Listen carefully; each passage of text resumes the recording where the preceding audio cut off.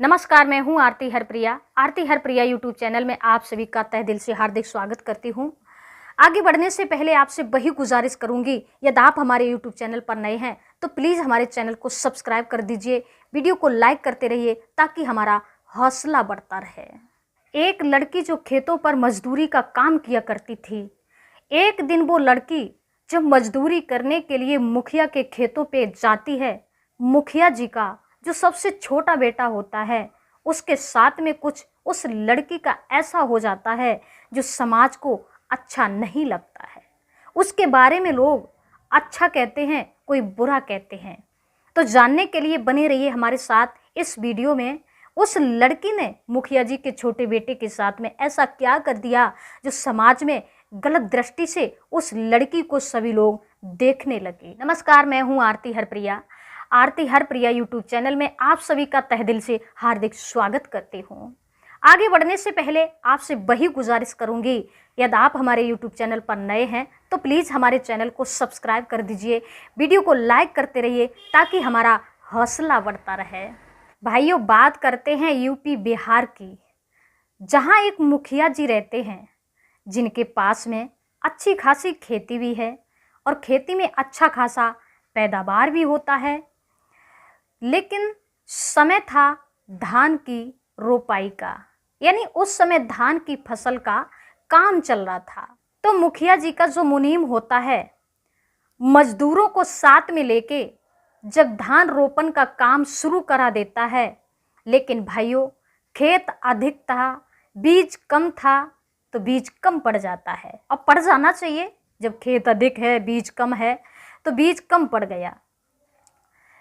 मुनीम जी कहते हैं कोई बात नहीं, जो इतना खेत थोड़ा सा बचा है ये कल हो जाएगा। लेकिन भाइयों, उसे छोड़ा भी जा सकता था, लेकिन ऐसा संभव नहीं था। साइड से होता तो उसे छोड़ दिया जाता।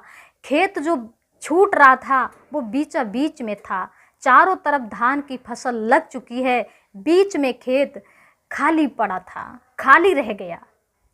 मुनीम कहते हैं ठीक है, आप लोग जाइए, लखिया कल तुम्हें काम पे आना है। जवाब दिया ठीक है। सारे मजदूर अपने घर के लिए चले जाते हैं। मुनीम ने सिर्फ लखिया से कल आने के लिए बोल दिया था। अब भाइयों, हुआ क्या,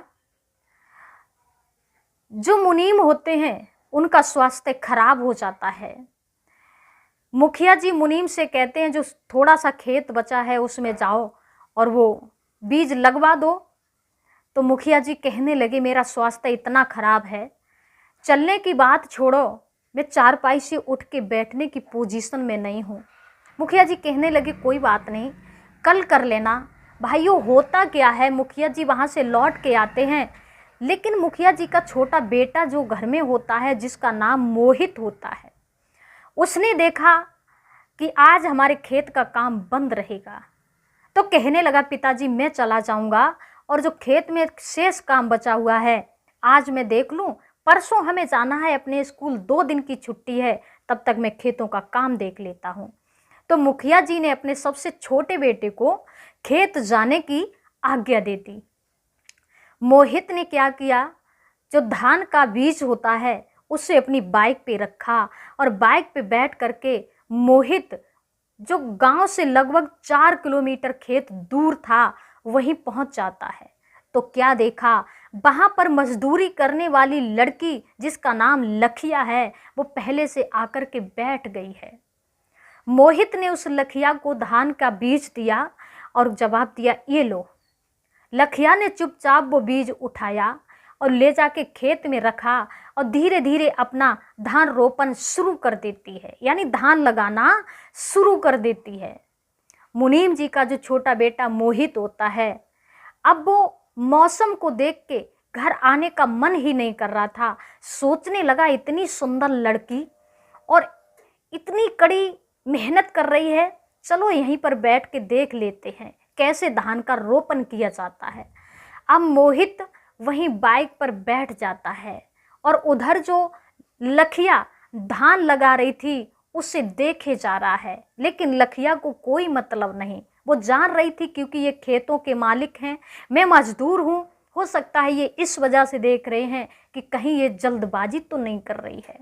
तो लखिया अपने काम में व्यस्त थी और मोहित उसे देखे जा रहा था। लखिया दिखने में भाइयों बहुत सुंदर थी, बहुत सुंदर थी। मोहित उसे देखे जा रहा है। तब तक होता क्या है, इसी तरीका से मोहित को बाइक पे बैठे बैठे 1 घंटा हो जाता है। अब वो घर जाने का नाम नहीं ले रहा है, बस लखिया जो काम कर रही है उसी को देखे जा रहा है। मौसम भी बड़ा अच्छा था, कभी बदली होती है, कभी धूप निकलती है, ठंडी ठंडी हवा चलती है। तब तक नन्ही नन्ही बूंदों से पानी भी गिरने लगा। अब पानी का आनंद मोहित बड़े आनंद से लेने लगा, क्योंकि कभी उसने ये चीज़ नहीं देखी थी। वो हमेशा बाहर ही अपनी पढ़ाई करता था। जब नन्ही नन्ही बूंदें उसके ऊपर पड़ी तो उसे बहुत अच्छा लगने लगा। और लखिया उधर धान का गढ़ाई कर रही है। क्या देखा, आधे घंटे के बाद में पानी थोड़ा और तेज हो जाता है, यानी कि बदन भीगने लगता है। मोहित जो गया हुआ था, मौसम को देखते हुए वो साथ में अपना छतरी लेके जाता है, उसी को निकाल के खड़ा हो जाता है। छाता लगा लिया और मोहित उसी के नीचे खड़ा हो जाता है। क्या देख रहा है कि वो लखिया लगातार काम कर रही है। तब तक पानी कुछ और तेज हो जाता है और हवा भी बहुत तेजी से चलने लगती है। भाइयों, जो मोहित था वो छाते के नीचे खड़ा हुआ था और लखिया जो थी वो खेत में थी। खेत के चारों तरफ 2-2, 3-3 किलोमीटर ना तो कोई मकान था, न कोई झोपड़ी थी जिसमें लखिया अपना शरीर छुपा लेती। उसे भीगना था, क्योंकि मालिक भी सामने खड़े हुए थे, अब वो जा भी नहीं सकती थी। धान गड़ा रही है, लगा रही है, लेकिन जब हवा तेजी से चली अब तो वो कपने लगी। मोहित ने जब देखा कि अब तो ये पूरी तरह से भीग चुकी है, इसे सर्दी भी लग चुकी है, तभी मोहित आवाज लगाता है, सुनिए, आप हमारे इस छाता के नीचे आ जाओ, क्योंकि तुम पे अब सर्दी बर्दाश्त नहीं हो रही है। आप आके यहाँ पर थोड़ा आराम कर सकते हो। तो पहले तो लखिया ने मना कर दिया, लेकिन जब ज़्यादा मोहित ने कहा तो लखिया आती है, उसी छतरी के नीचे खड़ी हो जाती है, लेकिन पलकें नीचे झुकाई हुई थी। मोहित उसका चेहरा देख रहा है कि कितनी मेहनती लड़की है, कितनी लगन से काम करती है। इतनी तेज़ पानी बरसा, इतनी तेज़ हवा चली, लेकिन फिर भी इसने हार नहीं मानी। आज ये कपने लगी है। अब लखिया का शरीर सर्दी की वजह से बहुत तेज़ी से थर थर कपने लगा। बदन के सारे कपड़े भीग चुके हैं जो बदन से चिपक जाते हैं। बाल भी भीग चुके हैं जो बालों से पानी नीचे को गिरा रहे हैं। पलकों से होता हुआ वो पानी नीचे को गिर रहा है, जिसे देख के मोहित हकीकत में मोहित ही हो रहा था। लखिया का चेहरा बड़ा सुंदर था और ऊपर से बालों से पानी धीरे धीरे टपक रहा था। उसे देख के मोहित मोहित होने लगा। भाइयों, लखिया कुछ नहीं समझ पा रही थी। जैसे लखिया ने अपने बाल संभालने को हाथ ऊपर किया तो उसका बदन इतना ठंडा था, मोहित का शरीर जो भीगा नहीं था वो गर्म था। जैसे उसका शरीर उसके शरीर से टच होता है तो लखिया को बड़ा अच्छा लगा। वो उस समय कुछ गर्म चीज़ को चाहती थी जिससे उसके बदन में थोड़ी सी गर्मी आ जाए। गर्म कपड़ा चाहती थी जिससे हवा रुक जाए, क्योंकि भीग चुकी थी पूरी तरह से। हुआ क्या, जब दूसरी बार लखिया ने हाथ ऊपर को किया, अब मोहित ने उसका हाथ हाथ में पकड़ लिया तो उसे बहुत अच्छा लगने लगा, क्योंकि शरीर ठंडा था, मोहित का हाथ गर्म था।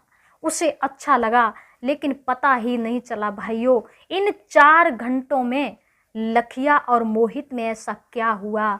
इन दोनों ने सारी हदें पार करके दोनों एक दूसरे के हृदय से लग जाते हैं।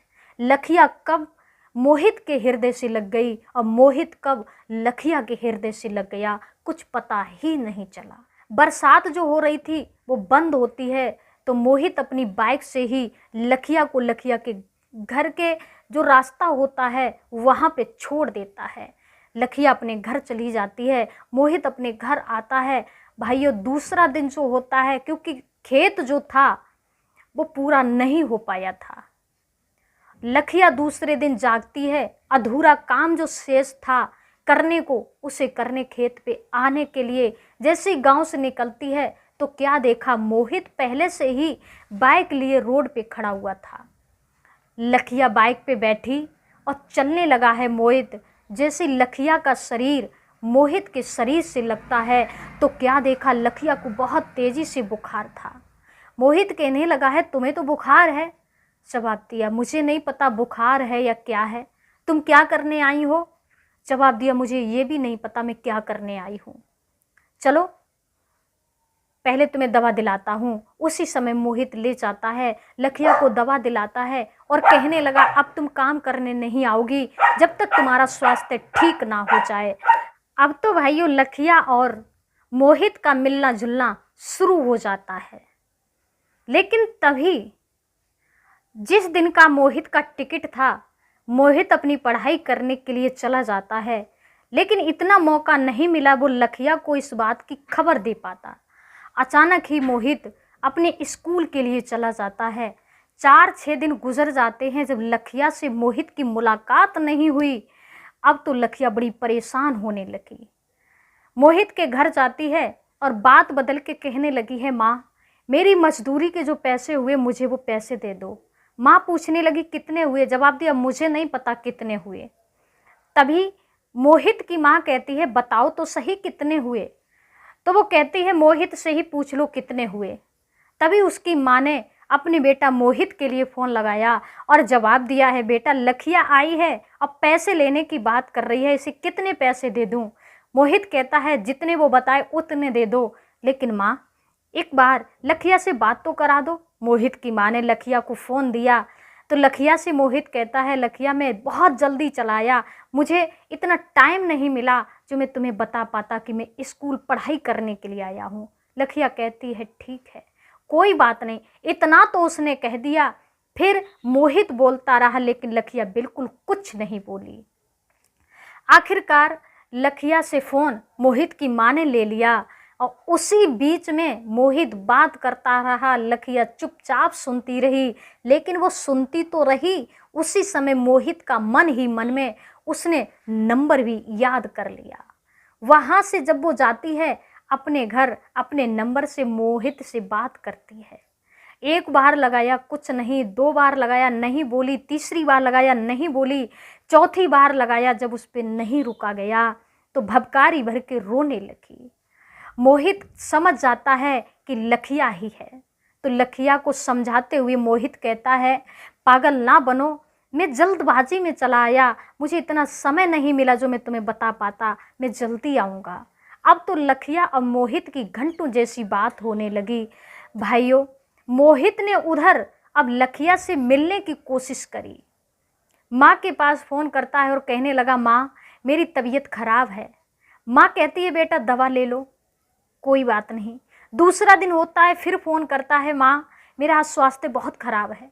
माँ बोली, लला अच्छे डॉक्टर से दवा ले लो। तीसरा दिन गुजरा, वही बात फिर कही। कहने का मतलब हर रोज़ मोहित का फ़ोन आता है, एक ही बात कहता है कि मेरी तबीयत ठीक नहीं है। माँ कहने लगी, बेटा जब तुम्हारा स्वास्थ्य इतना ख़राब है तो पढ़ाई तो बाद को हो जाएगी, जब स्वास्थ्य ठीक हो जाएगा तुम ऐसा करो अब यहाँ आ जाओ। मोहित उसी रात वहाँ से अपने घर आ जाता है और जैसे ही घर आया सबसे पहले लखिया से मिलने के लिए बाइक निकाल के चल देता है। और जब लखिया से मिला तो दोनों ने जाकर एक होटल पर एंजॉय किया, आपस में बात करी। दिल खोल के बात करने के बाद मोहित ने लखिया को उसके गांव की रास्ते पे छोड़ दिया। लखिया घर चली जाती है। जब दूसरे दिन मोहित से मिलने को लखिया आती है तो कहने लगी है, मोहित अब हमारा तुम्हारा मिलना मुश्किल हो जाएगा। क्यों? क्योंकि मेरे पिता शादी की बात कर रहे हैं, 10 से 15 दिन में उन्होंने कोई लड़का देख रखा है, मेरी शादी हो जाएगी।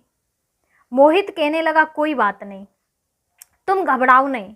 लखिया के जो पिता होते हैं वो सबसे गुजारिश कर रहे होते हैं कि क्या किसी ने मेरी बेटी को देखा, क्या किसी ने मेरी बेटी को देखा। तो लोग कहने लगे, हाँ मैंने तुम्हारी बेटी को मुखिया जी के बेटा मोहित के साथ में देखा। जब वो लोग इधर आते हैं, लेकिन भाइयों ये सत्य है, मोहित और लखिया दोनों घर छोड़ करके उसी रात को भाग जाते हैं। जहाँ मोहित अपनी पढ़ाई करता था वो शहर भी छोड़ दिया, दूसरे शहर में अब उसने दूसरा रूम लिया, वहीं पे दोनों शिफ्ट हो जाते हैं। अब इधर लखिया के पिता मुनीम जी के पास, मुखिया जी के पास जाते हैं और कहते हैं तुम्हारे बेटे ने मेरी बेटी के साथ ऐसा किया। अब सब लोग बहुत नाराज हो गए। लड़की दूसरी कास्ट थी, लड़का दूसरी कास्ट था, लड़की निम्न परिवार से थी, लड़का अच्छे परिवार से था। सब लोग अब तो बुरे बुरे करने लगे कि इस लड़की ने समाज में नाक कटा दी। एक मजदूर की लड़की, मजदूरी करने वाली, इसने एक मुखिया को फंसाया, उसके साथ में भाग गई। कहने का मतलब सब लोग बहुत ही तीखा बोलने लगे। लेकिन अब उन दोनों ने वहां जाके अपनी शादी कर ली, बड़े आनंद से रहने लगे। बहुत ढूंढने की मुखिया जी ने कोशिश करी, लेकिन मोहित का कहीं पता नहीं चला। अपने बेटे का अकाउंट बंद करा दिया। जब मोहित का अकाउंट बंद करा दिया, अब तो मोहित को पैसों की ज़रूरत पड़ी, तो उसी शहर में उसका एक दोस्त रहता था, उसी के पास जाता है, उसी के घर में शिफ्ट होकर रहने लगता है। जब उसका दोस्त उसके घर आता है, कोई बात चलने लगी तो वो उसका दोस्त बता देता है कि मेरा दोस्त आपका बेटा मोहित और मोहित की पत्नी जो लखिया है वो मेरे घर पे रह रहे हैं। भाइयों, जरा भी देर नहीं लगाई, मुखिया जी ने लखिया के पिता को बुलाया और तुरंत ही वहाँ पहुँचते हैं। मोहित तो उस रूम में नहीं था, वो मार्केट गया हुआ था। लखिया मिल जाती है, उसे पकड़ के ले आते हैं और जो तारीख फिक्स की गई थी उसी तारीख को उसकी शादी होने के लिए उसे तैयार कर दिया गया। उधर जब मोहित लौट के आता है, उसने लखिया को नहीं पाया। उसके दोस्त से कहने लगा कि लखिया कहाँ गई।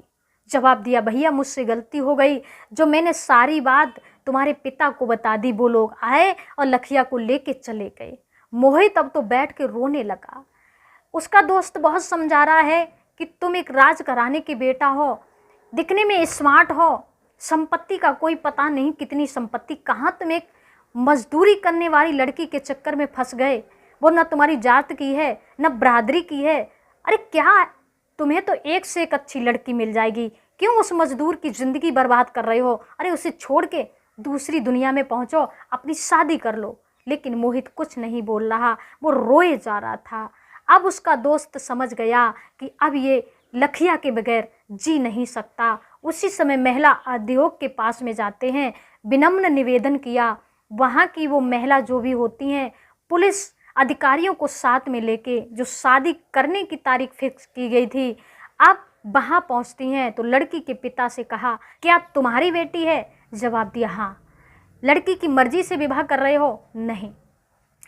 जो महिलाएं आई हुई थी पुलिस के साथ में, उन्होंने भाइयों शादी रोकी और इधर मुखिया जी को बुलाया। उनसे कहा, क्या तुम अपने बेटे को स्वीकार करोगे या नहीं करोगे। जवाब दिया, उसकी ज़िंदगी वो जाने, मुझे कुछ नहीं पता, वो किसे पसंद करता है किसे नहीं पसंद करता। अरे अभी तो आप कह रहे थे कि लड़की दूसरी कास्ट की है, लड़का दूसरी कास्ट का है। लड़की की बात सुन के सारी महिलाएं लड़की के ही पक्ष में हो जाती हैं, पुलिस वाले भी लड़की के ही पक्ष में हो जाते हैं और उसी मंडप के नीचे आज मोहित और लखिया की शादी करा दी जाती है। कहने का मतलब लखिया और जो मोहित होता है, अब वो समाज को छोड़ करके अपनी नई दुनिया बसाने को चले जाते हैं। कहने का मतलब एक मजदूर लड़की ने एक मुखिया के बेटे से प्यार किया और करने के बाद अपनी दुनिया बसाई, उसकी दुनिया में रह करके उसका प्रेम पाया।